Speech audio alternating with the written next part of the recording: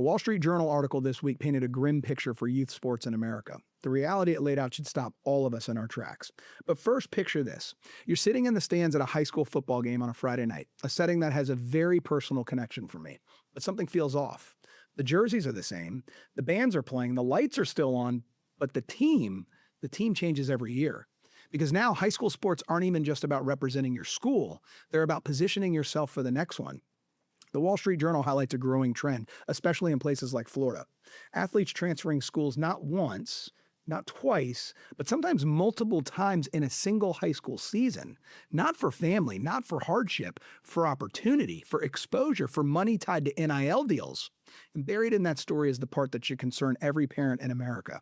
Kids who transfer frequently are falling behind academically. The article mentions schools essentially just pushing them along.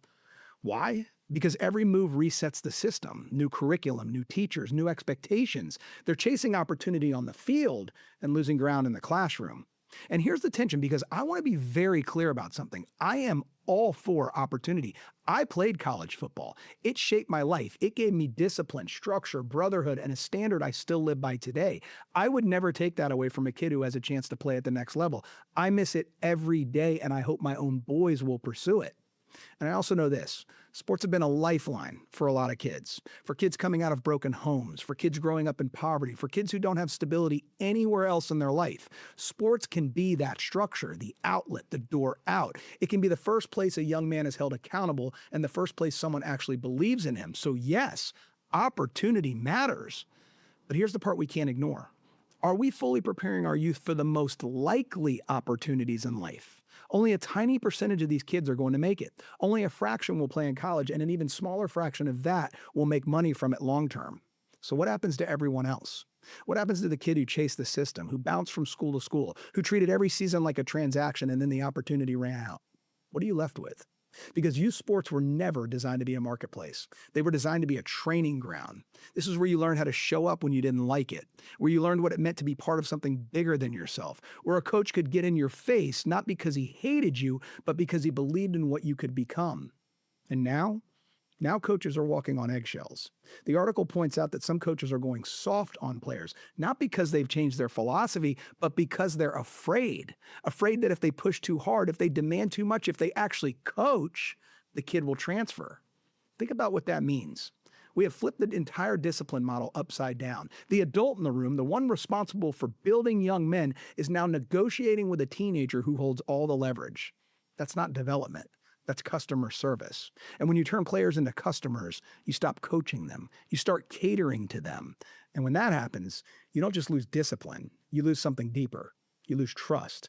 Because trust doesn't happen overnight. Trust is built over time, in classrooms, in locker rooms, in conversations after practice when no one else is around. It's built between a player and a coach who've been there for years, between a student and a teacher who know how they learn, how they struggle, how they grow. You can't transfer your way into that. You can't shortcut that, and you definitely can't monetize that. What we're losing in the system are the things that actually last. Long-term relationships, accountability that sticks, mentorship that shapes you to become a man, not just an athlete. Because here's the truth nobody wants to say out loud. Most of these kids aren't going pro. Even fewer are going to cash meaningful NIL checks long-term. But every single one of them is going to grow up. And the question isn't going to be how many schools you played for. It's going to be, did the game prepare you for life? Did it teach you how to handle failure when you didn't get the starting spot? Did it teach you how to fight through adversity instead of transferring away from it? Did it put people in your life who held the standard when it was uncomfortable? Because that's what sports gave me. Not just a path to college, but a foundation for adulthood. And I worry we're trading that foundation for a short-term gain, for exposure, for attention, for a system that tells kids, if it gets hard, leave. That's not how life works. And it's not how sports were ever meant to work. We don't need to eliminate opportunity. We need to anchor it. We need to create a system where kids can chase their dreams and still be rooted in something that actually builds them. Because if we don't, we're not just changing high school sports, we're changing what it produces. And I don't think we're going to like the result. Hey, we the people like Garcia, so that's no excuse.